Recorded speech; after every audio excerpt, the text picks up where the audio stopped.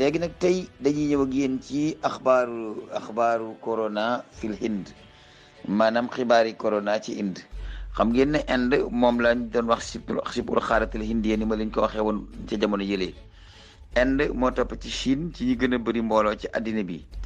Inde ñoo fi doon bàkku bu yàgguloo njaay di wax ne ñoom gañe nañ corona bi ñoom ñoo ci gënoon xaabaabal ci wàllu defar ay ñàkk ba ñàkk yooyu egg ci sax ñu di ko génne ci bitim réew di ko may yeneen réew yi. Inde nag corona ba dellu si waat na fa dellu si noo xam ne sax waxatuñu Covid 19 waaye ñoom Covid 25 lañ koy fa tuddee ngir doole ji mu am ak raafal ga muy raafal dëkk ba ak faagaagal ga muy rey nit ña. léegi nag ñu déglu corona fil Hind ba xam naka la corona fan lañ tolloo ak corona bi ak fañ la corona di mujj ak waa Inde ngeen ndax rey ga metti na fa ba egg ci lool. سجلت السلطات الهندية قفزة قياسية في عدد الوفيات جراء الإصابة بفيروس كورونا، حيث بلغ عدد الوفيات ما يقرب من 3689 وفاة خلال آخر 24 ساعة فقط. وتعاني المستشفيات في الهند كثيرا في سبيل تقديم الرعاية الطبية للمصابين، وفي ظل نقص حاد في أعداد الأسرة والأكسجين، وقد تسبب kon Inde ñoo ko déggandoo xibaar yooyu nga xam ne ñi ngi koy wax ci Inde te Jasira Mubashir di ko wax. nee na Inde kat corona ba dafa dellu si waat lu motul 48 heures daanaka ñeenti junni yu manqué tuuti ci ay doomu aadama faatu nañ fa ca Inde ci loo xam ne corona moo leen rey. nee na oxygène bi nga xam ne moom lañ defaroon nga xam ne moom la ñuy tay ci bakkan yi corona ñi pour ñu mën a mu dimbali leen ci ak noyyi ndax corona day fatt dënnub doomu aadama dem nañu ba oxygène boobu jeex na fa amatu fa te déega ma ngay continuer ca biir Inde comme ni nga xam ne noonu la fa nekke woon. dem nañ ba egg ci niiw yi ne xalang amatuñu fuñ leen denc. ñaareel ba itam ñay lakk te ñooy Hindustaan yi amatuñu matt muñ lakkee seeni niiw. ñetteel ba itam ñay feebar dem nañu ba egg ci amatuñ fuñ leen denc ci hôpital. dem nañ sax ba egg ci borom wërsëg yi nga xam ne yàlla dénk na leen dara dañuy luye ay avion spécial yoo xam ne seen roppalaan yi xaas sa lay doon daw ngir génn Inde fi mu nekk nii daal mbir ma xaw na fa doy waar ñu ñaanal leen yàlla ndax ay doomu aadama lañu. نفاذ الأكسجين في مستشفى باترا في دلهي في وفاة 12 شخصا يوم السبت، وهي الحادثة الثانية خلال أسبوع واحد. ورغم أن الهند أكبر منتج للقاحات في العالم، إلا أن البلاد تعاني من نقص داخلي ما دفعها لفرض تعليق مؤقت على جميع صادرات لقاحات أسترازينيكا لتلبية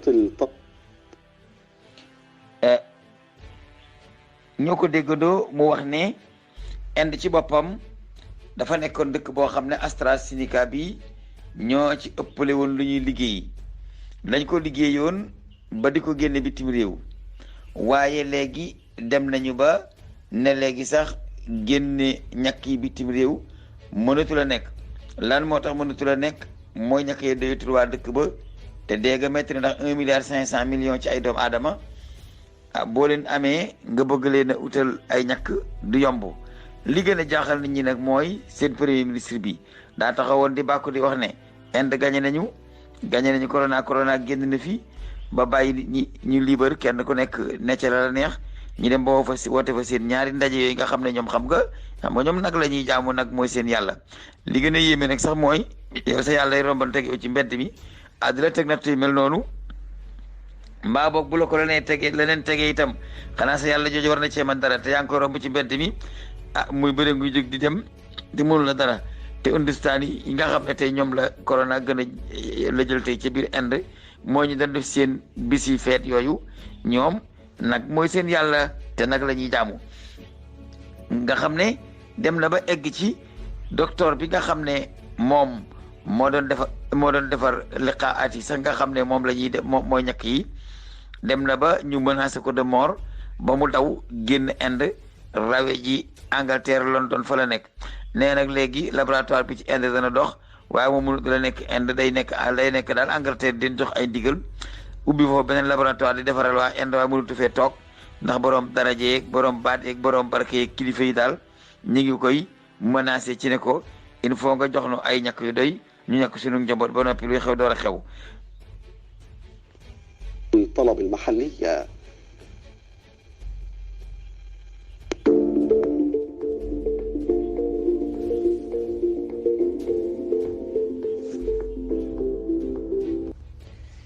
léegi nag dañuy dem New Delhi bu ñu demee New Delhi daje fa ak docteur bu mag bu ñuy wax Zafarul Islam Khan Zafarul Islam Khan moomu nag te ñu jiite wàllu faj ma la donte mu ab jullit la waaye danañu leeral naka la mbir mi demee foofu ca New Delhi gi capitale bu ba ca Inde. أحييك دكتور، ودعنا نضع المشاهدين في آخر المستجدات بالنسبة لانتشار أو هذا الانتشار الكثيف لفيروس كورونا في الهند. ما الحالة الآن؟ في الحقيقة نفس الفوضى التي رأينا في الأيام السابقة مستمرة، والحكومة لا تعرف ماذا تعمل. الحكومة غير قادرة على توفير اللقاحات وعلى توفير الأدوية وعلى توفير الأكسجين.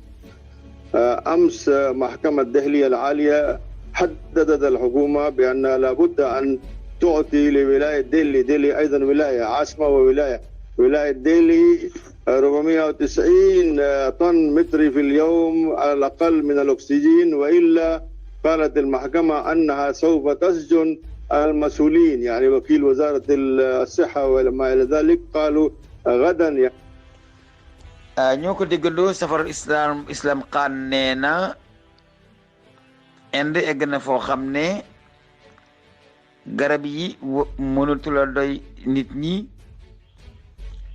ñaareel ba itam liqaaxaat yi muy ñàkk yi mënatula doy nit ñi, ñetteel ba itam oxygène bi ñuy noyee mënatula doy nit ñi ndax bëgg nañ 24 tonnes ak lu topp ci ngelawul oxygène loo xam ne mën nañu ko jox nit ñi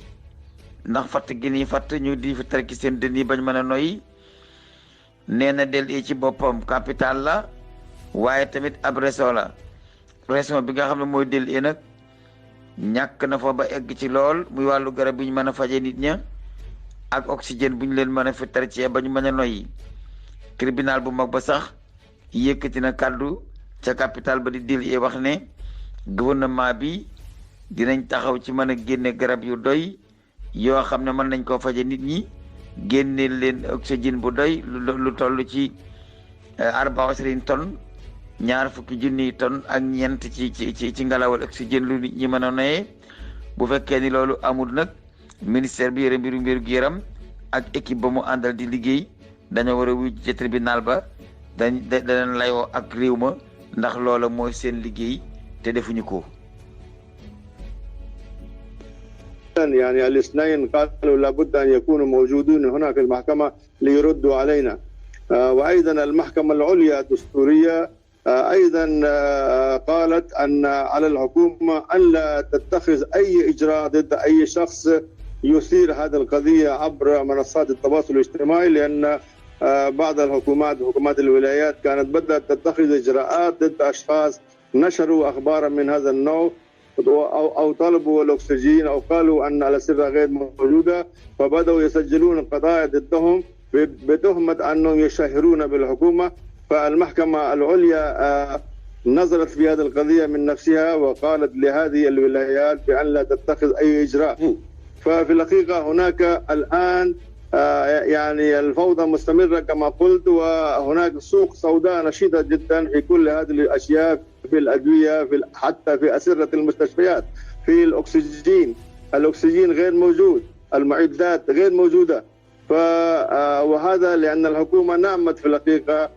بعد الموجة الأولى قالت خلاص انتهى الأمر ونامت، فهي لم تتخذ أي إجراء. ليست هناك مستشفيات ميدانية كما قالوا في البداية أنهم سيقيمون مستشفيات ميدانية، وهي غير موجودة في الحقيقة. دكتور خان يعني docteur Safarul Islam Khan ma nga continuer di wax nee na mahkamatul ulya moo di tribunal ba féete kaw ca Inde nee na altine tey jii bëgg nañoo teewal ñooñu nga xam ne ñoo yore mbirum paj mi ci Inde ak seen ministre laaj leen ñu wax lan moo tax ñu sàggan ba Inde egg ci tolof tolof yu egg nii te ñoom triwoon na ñàkk yi ba ne ñàkk bi jeexal na feebar bi bañ di ko feetoo ko may ay ñàkk ci bitim réew. ñaareel ba itam mahkamatul ulya ba ci Inde nee na ñiy wax ci réseaux sociaux yi comme ni ñuy def te nekk Inde tey weeji gouvernement ba di wax ne ñàkk yi amatu fi oxygène amatu fi nit ñaa ngi dee amatuñ garab gu ñu leen faje gouvernement bi deful li ko war nee na ñooña raison yi ñu dëkk di ko fa wax dañ leen doon jàpp di yóbbu mahkamatul ulya mooy tribunal bu mag ba ca Inde nee na ñooña ni leen ba ñu dem seen kër toog na waxuñu lu dul la xew ci réew ma ah indo yi kat bu ñuy jaamu nag itam ñoom xam naa ne fonk nañu doon bu àqi doomu aadama waroon nañu tribunal yi nga xam ne dañuy jantu ci buntu kër président di déglu ndigalam lu mu wax ñu def waaye foofa moom dañoo wax ne nañ daal di bàyyi immédiatement ñi ñu jàppoon ñëpp te ñu doon wax ci réseaux sociaux yi ndax waxuñu dara lu dul lu nekk ci dëkk bi loolu la ñuy wax. ba noppi tribunal bu mag ba nee na gouvernement Inde bi ci boppam dafa nelaw ndax nelaw mënut a weesu nga dem bay feetu di wax ne ëpp ji jeex na mustashfayat maydaniya yi nga doon def mu di hôpital yi nga xam ne hôpital mobile la yu ne ci mbedd yi di ñu di ko samp fii di ko samp fële ñu bàyyi ko. distance yi doon teg nit ñi nee nañu daan dante ñu bàyyi ko takk gémé ñu leen doon defloo ñu bàyyi ko ba noppi daal di def décret woote seen ñaari ndaje yoo xam ne ndaje mu ci nekk daanaka lu ëpp 80 millions dana fa daje ci ay doomi aadama ñooñe daje fa te respecté wuñu norme yi jóge fa tasaaroo yóbbaale feebar bi mu tasaat ci biir Inde ñaareel bi xam nga Inde dañoo am benn dax bu ñu wax nahrul xanj nag ca yàlla yi ñuy jaamu ca Inde la bokk ndeysaan Inde yi ni ñuy civilisé yëpp ay ndox ak i garab la ñuy jaamoo ki nag nahrul xanj nag dañ fay dem di sangu ji waaye ay millions fa daje woon ca feet ga di sangu nee nañ daal ca ngaayal nahrul xanj moomu la gën a tasaare ëpp ja génn ca ak càggante gouvernement Inde bi nga xam ne moom la sàggan ba ëpp ja dellu siwaat ba raw na mu meloon fuuf ci biir Inde.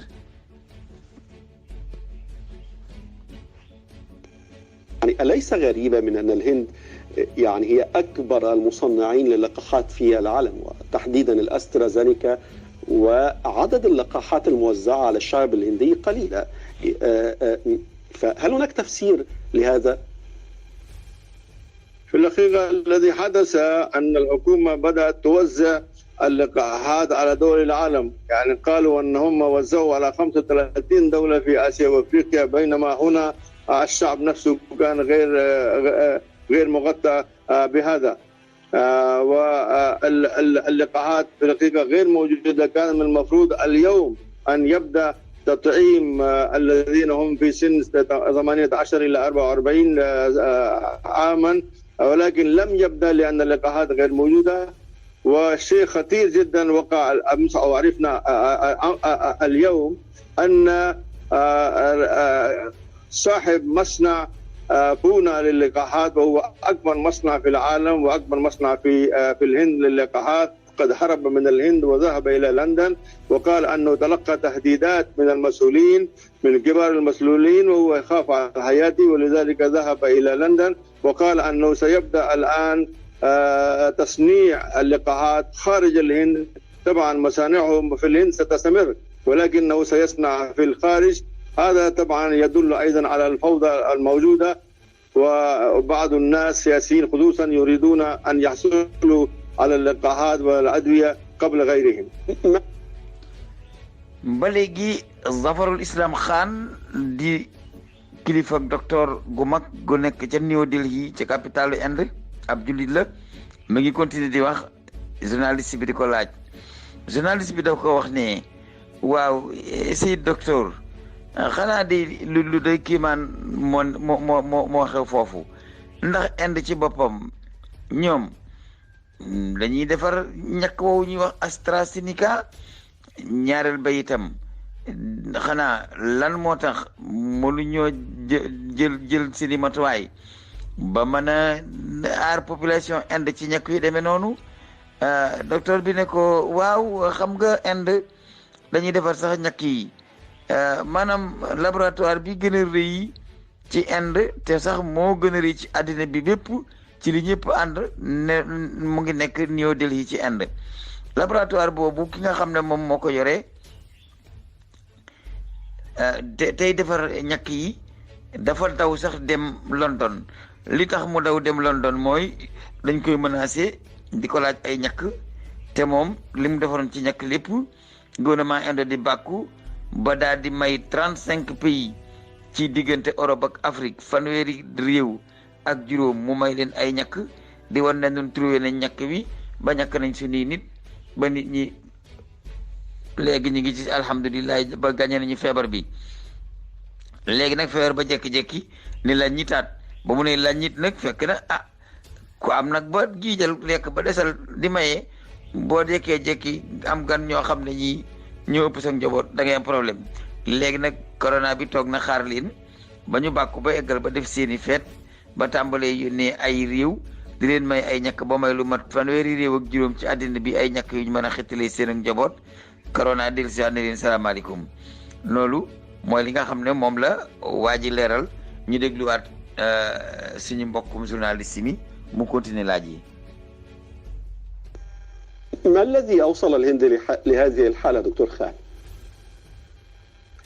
في الحقيقة الحكومة حكومة السيد مودي هي حكومة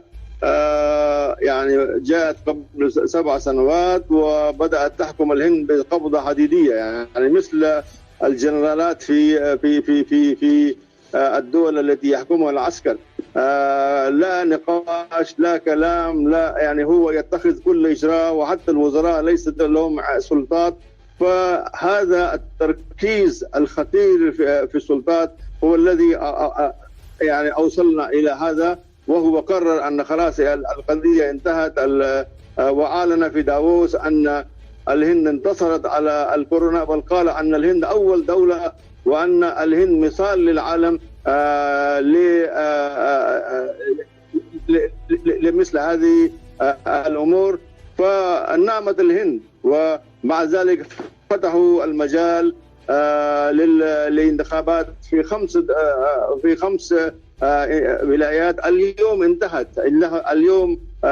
الانتخابات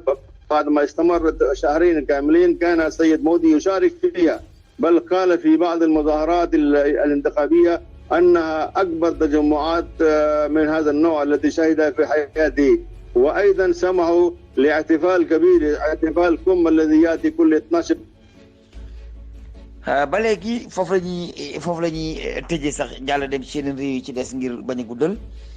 waa ji daf ko laaj ne ko waaw Zafarul Islam Khan waaw léegi lan nga yaakaar ne moom moo waral mbir mi dem ba dellu siwaat ba egsi fii mu egsi ba ëpp ay loxo mu ne ko mbir mi daal leen dong moo ko indi suñu président bi daal ab dictature la boo xam ne mi ngi mel ni réew yi nga xam ne ay général ay soldat ñoo koy atte nga xam ne xabda adidiya la ñuy téye doomu aadama yi maanaam téew gu weñ la ñuy téye doomu aadama yi ceene rek mënatu yóbbu kaso ba tëj dikk toog ne noppalu ci moom gannaaw ma nga ca giri ba loolu moom lay doxal di def istibdaat ci xalaatam du diisoo kenn doon buur doon bummi dégg naa nag sax xale yi fii ci Sénégal bu ñuy wax ci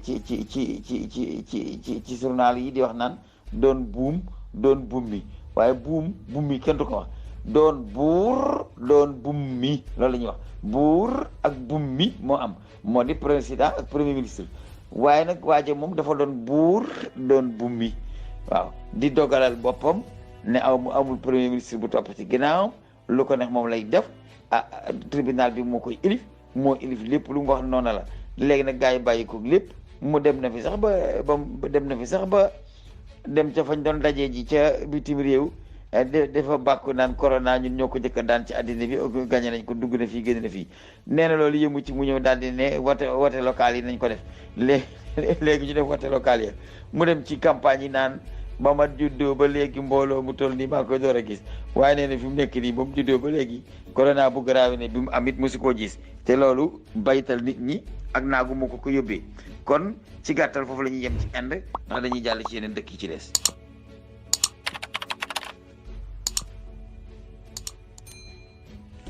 léegi bu jógee foofu nag ñu dem ci xibaar yi Israël nag fi ñu toll nii dafa am boroom xam-xam yoo xam ne dañ fa jëfuur di wax la ñuy wax mooy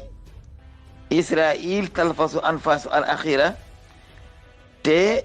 bokk na ci li tax ñu ne Israël mi ngi bëgg a egg ci sukuraat bëgg a dee boroom xam-xam yi diine mag ya fa nekk dañoo wax ne liberté wóor mooy lan nahsimal muslimin ñi nga xam ne ñooy jullit ñi dañuy sonn dong waaye duñu leen mën a découragé loo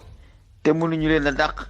te mënuñu leen a génne léegi nag ñu déglu boroom xam-xamab israélien bu mag boobu mu wax ngeen dégg su noppee danañ tekki lim doon wax.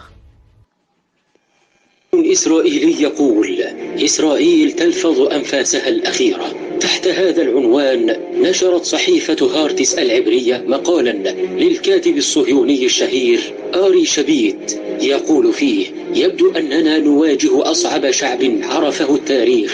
ولا حل معهم سوى الاعتراف بحقوقهم وإنهاء الاحتلال.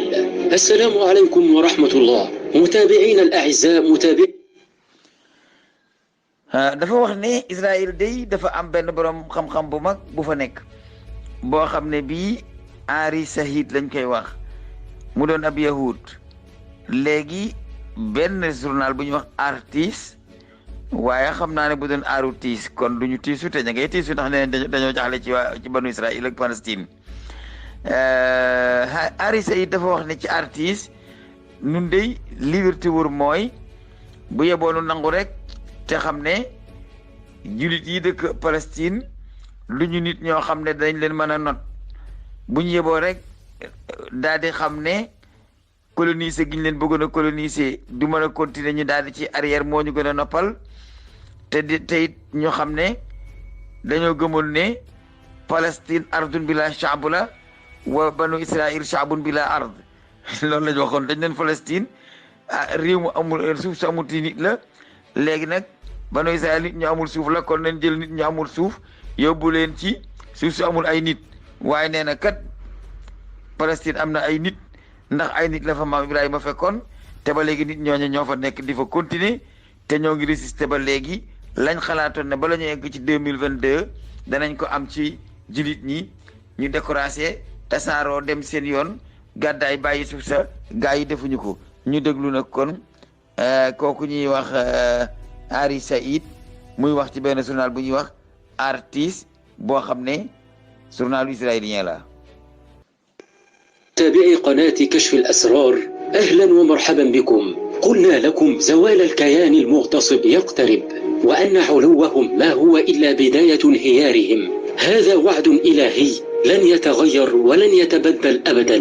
وكلما كان لدينا أسود في فلسطين خاصة والأمة الإسلامية كلها عامة، والله لانتهت القصة برمتها منذ زمن بعيد. وها هم كتابهم من الداخل في صحفهم الرسمية يعلنونها. شاهد حتى النهاية. في البداية فضلا اشترك بالقناة وفعل زر الجرس حتى يصلك كل جديد. بدأ شبيت مقاله بالقول: يبدو أننا اجتزنا نقطة لا عودة، ويمكن أنه لم يعد بإمكان إسرائيل إنهاء الاحتلال ووقف الاستيطان وتحقيق السلام، ويبدو أنه لم يعد بالإمكان إعادة إصلاح الصهيونية وإنقاذ الديمقراطية وتقسيم الناس في هذه الدولة. وأضاف: إذا كان الوضع كذلك فإنه لا طعم للعيش في هذه البلاد. وليس هناك طعم للكتابة في هارتس ولا طعم لقراءة هارتس. يجب فعل ما اقترحه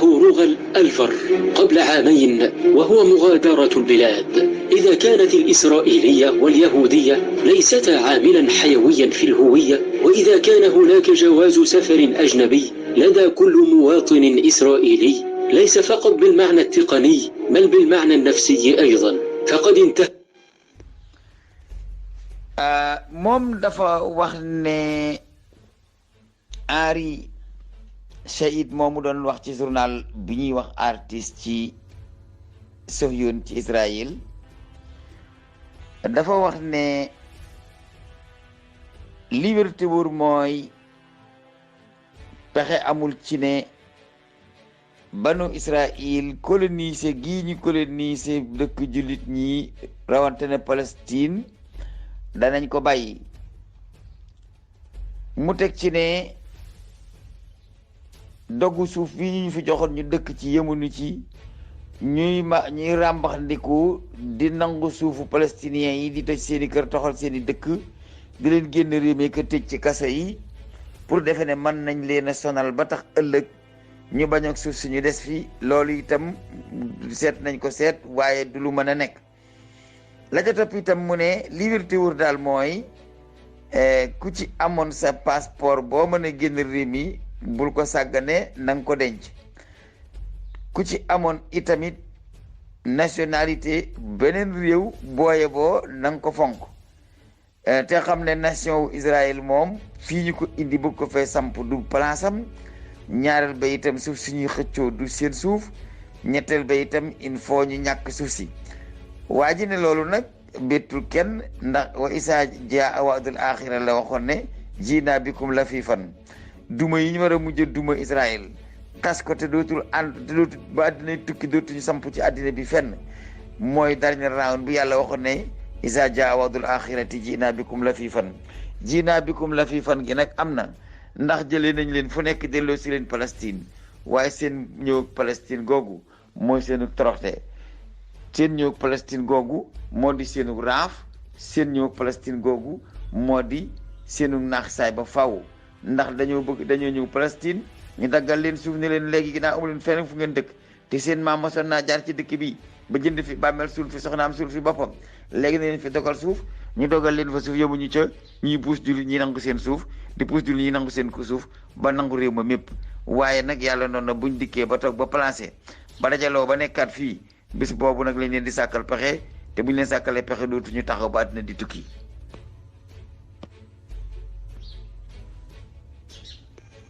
انتهى الأمر ويجب توديع الأصدقاء والانتقال إلى سان فرانسيسكو أو برلين أو باريس. من هناك من بلاد القومية المتطرفة الألمانية الجديدة أو بلاد القومية المتطرفة الأمريكية الجديدة يجب النظر بهدوء ومشاهدة دولة إسرائيل وهي تلفظ أنفاسها الأخيرة. يجب أن نخطو 3 خطوات إلى الوراء لنشاهد الدولة الإسرائيلية الديمقراطية وهي تغرق. يمكن أن تكون المسألة لم توضع بعد، ويمكن أننا لم نجتز نقطة لا عودة بعد، ويمكن أنه ما زال بالإمكان إنهاء الاحتلال ووقف الاستيطان وإعادة إصلاح الصهيونية وإنقاذ الديمقراطية وتقسيم البلاد. وتابع الكاتب: أضع أصبعي في عين نتنياهو وليبرمان والنازيين الجدد لأوقظهم من هذيانهم الصهيوني. mu ne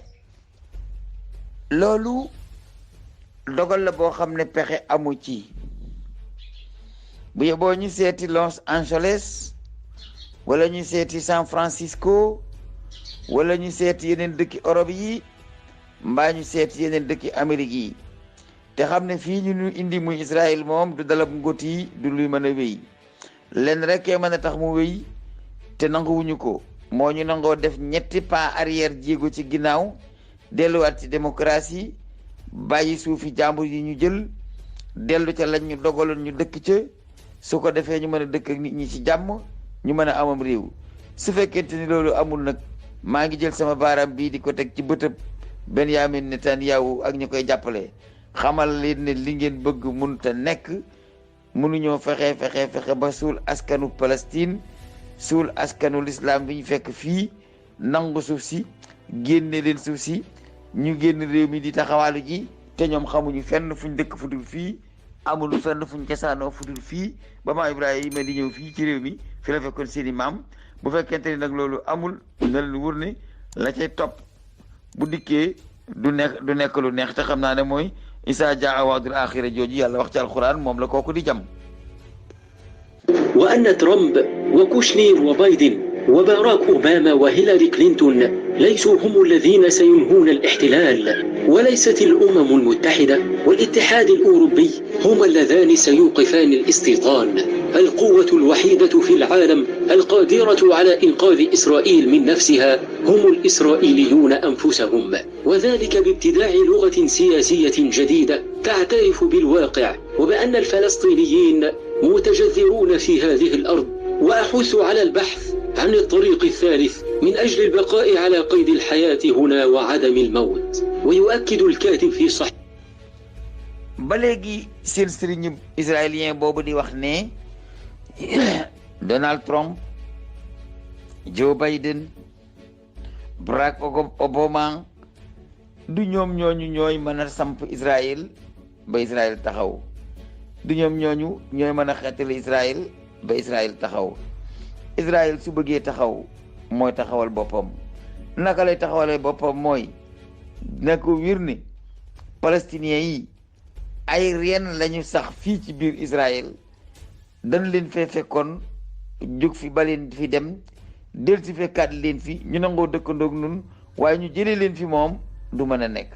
léegi nag saafara si mi ngi ci suñuy loxo su fekkee bëgg nañ Israël gi continuer di dund nañu indi démocratie nangoo yem ci suuf si ñu joxoon bàyyi Palestine ak li ñu yoraloon seen bopp ñu nekk dëkk ci jàmm su fekkee ni loolu defuñu ko nag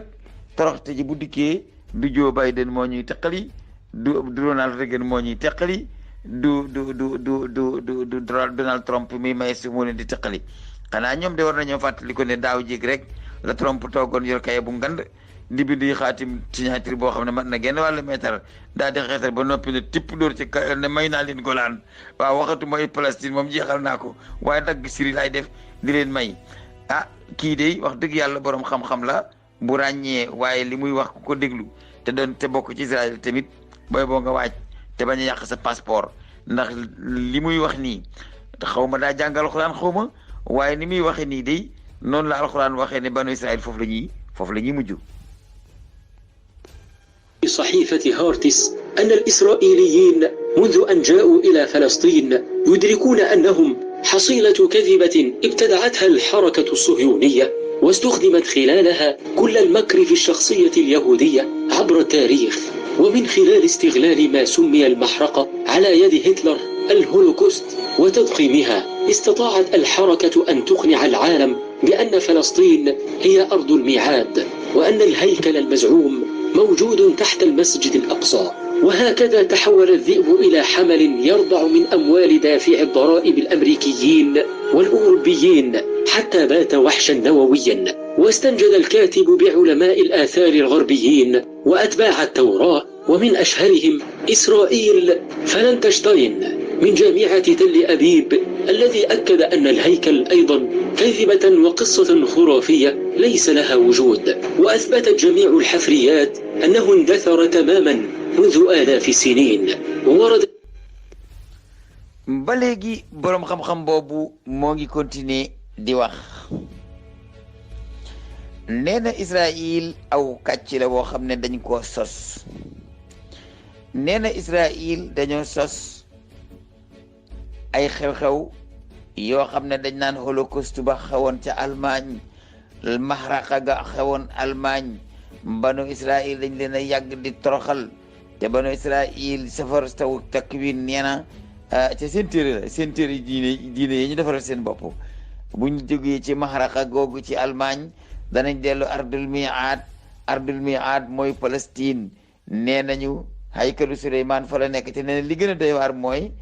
université bi gën a mag ci Tel Aviv ñoom def nañu seeni recherche gas nañu seet nañu yor nañu radar def nañu lépp wane nañ ne haykalu Suleymaan nekkuloon foofu foofu tabax yi fi nekkoon ay junni at lañ la fondement yi ñu fi gis fondement ay junni at lañ fi gis fondement yoo xam ne moom ak Suleymaan moom ak Daawuda moom ak Muusa ibn Imraan wax nañ dëgg mooy fondement wu Kanaani yu ne nga xam ne ñooy maami Palestine nee nañ daal jeexital yi ñu gis foofu jeexital yu romb yonent yàlla Suleymaan mi ñu wax ne moo tabax haykal bi moom la kon bu fi haykal bi nekkoon sax it ci kaw tabaxi jàmbur lañ ko tabax te haykal musta nekk foofu dëgg la seen montagne moomee ñu demoon di yéeg tey jaar ca pont ba màbb ba ñaari téeméer deece ci bërkaati démb montagne moomee fa la haykalu Suleymaan nekkoon te màbb na waaye ñoom ñoo ko indi ci biir Palestine def ko ci digg centralu capital bi ngir bëgg a nangu capital bi pour bëgg a génne gaa yi loolu rek moo tax ñu def ko waaye li wér te wóor mooy loolu ñuy wax yépp dara du ci dëgg aw fen la te it na leen wóor ne duñ mën a génne Palestine noonu ndax ñoom nee nañu pexe mu ñu yaakaar ne buñ ko defee palestiniens yi danañ tasaaroo def nañ ko Palestine mënuñu ci ñoom dara génne nañu leen tasaare leen ñu dem gaa yi lànk del si nee nañu dellu leen wër am ngoll def nar kepp leen fukki at ak juróom def gasa bii boor def fële bëri boor nee na gaa yi di résister foofa di résister ba mbir ma jaaxal li ñu defa intifada boo xam ne kenn xamul lu mu yem ñu ne léegi ni ñuy def mooy nañ tabax miir suñ diggante ak ñoom buñ ko defee mucc nee ñu tabax miir blindé suñ diggante ak ñoom gaa yi gas miir bi jaar ci biir génn ci ak i pax ñëwaat ci seen biir di leen rey ñu ne ci loolu ñu ne leen jàpp tëj leen ñoom ñëpp bu ko defee ñu tëj leen ay at yu bëri man leen raxas seen cerveau yi yaraat leen nee na gaa yi ñu tëj leen ne dañ leen di soppi waaye mbir ma taxut mu sotti ndax bañ leen tëjee tamit faf la fañ mu jëkk ñoom mooy ay missile yuy naawee ca biir Gaza di tëj état sacré ay nit ci biir Israël léegi daal li wér te wóor mooy palestinien yii lépp luñ jiim ci ñoom pour defe ne dañu di niiwal doole gars yi dañuy gën a am doole gars yi dañuy gën a dëgër gars yi dañuy gën a résister te li wér te wóor mooy danoo daggal suuf waaye fi ñu dakkal moomuñu ko te Palestine bu ñu demee ba am doole ba nangu seenam réew lu ñu yem képp ci lañ amoon dañuy nangu lañ amoon nanguwaale leneen lañ ñu jotoon a may ndax ñoo leen ko mayoon ñaareel bi mu ne li tax nga xam ne Israël ci tappale lañ ko sos Israël askanu tasaaroo la fu nekk lañ nekk ci àddina bi mënuñoo taxaw ne fii mooy seen suuf wala fii lañ dëkkoon wala fii seen maama ko gor léegi nag indi nañ ko foofu ci Palestine mu nekk fi am mbote moomu nag di nàmp ci weeni américains yi ak anglais yi ba xëy yor jikkoy till ba xëy doon ndànjaama goo xam ne dem na ba am ay bombe atomique am ak ay centrale nucléaire am yoo xam ne kenn mënu ci moom dara waaye ak doole jooju li muy bari